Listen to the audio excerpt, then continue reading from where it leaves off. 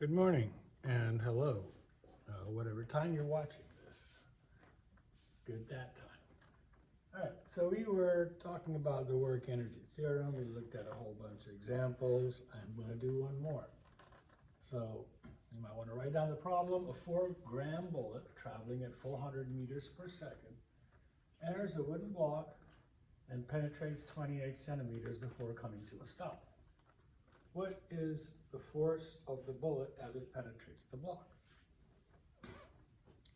So, because they give us distance here that is going to travel in the block, or the displacement, let's write these down. The first thing I like to do is take all this stuff and make sure I have them in the right units, because remember, we're talking about using the work energy theorem. Work and energy are both measured in joules. And joules is made up of kilograms, meters, and seconds. So we want to make sure everything here is in kilograms, meters, and seconds. So the mass of my bullet is going to be 0.004 kg, because 4 grams divided by 1,000 converted to kilograms. 28 centimeters here. So that's the delta x, or the distance that it travels. And that is 0.28 meters. And the initial velocity is 400 meters per second. And my final velocity, of course, is 0. And we're looking for force. And now looking at these variables, hopefully you start to think on, well, work equals change in energy, and this is kinetic energy, so I'm going to rewrite that as force times distance, delta x, d, whatever you want to call it, is equal to the change in the kinetic energy. And this is basically what we're going to use. I'm going to write that out a little bit further. Force times the distance is equal to 1/2 mvf squared minus 1/2 mvi squared. This is a change in kinetic energy. Remember, change in anything is final minus initial. So, looking at that, we see that we have all of these things that we need here. All I need to do is plug it in and solve for force. And the physics ends here.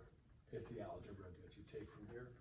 So force times 0.28 is equal to 0.5 times 0.004 times 0 squared minus, and this whole thing's going to be 0, 1/2 0.004 times 400 squared. And so go ahead and plug those numbers in. If I do the first part, I get 320, negative 320. Newton is my, 320 is equal to 0.28 F. And then to find F, I divide both sides by 0.28. And I get F is equal to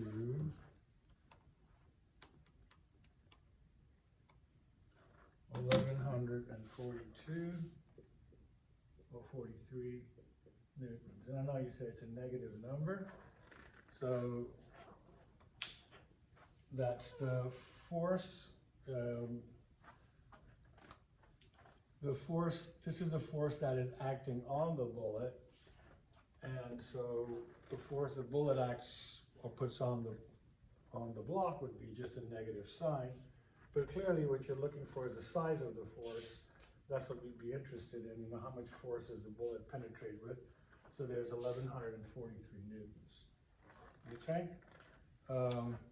So that's how you could use the work energy theorem to solve a problem that might have looked like, hey, how am I going to solve this? Really, you could have solved this using kinematics as well. Let me show you initial velocity, final velocity, so that's the stop, delta x. Use those three, because you have three, that's all you need for kinematics, to find acceleration. Once you find acceleration multiplied by the mass, and you should find the same force. Okay? Leave that as an exercise for you kids to try. That method works just as well for this. But here it is showing the work energy theorem. Now, there's some complications sometimes about what is work done by or work done on.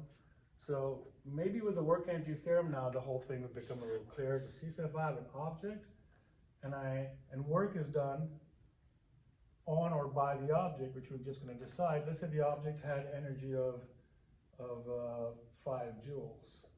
And after the work was done, it has energy of 2 joules. That means negative work was done on the block, which is why the block lost energy. That means friction must be acting on it or something like that, because the energy is being sucked out, so the work done is negative.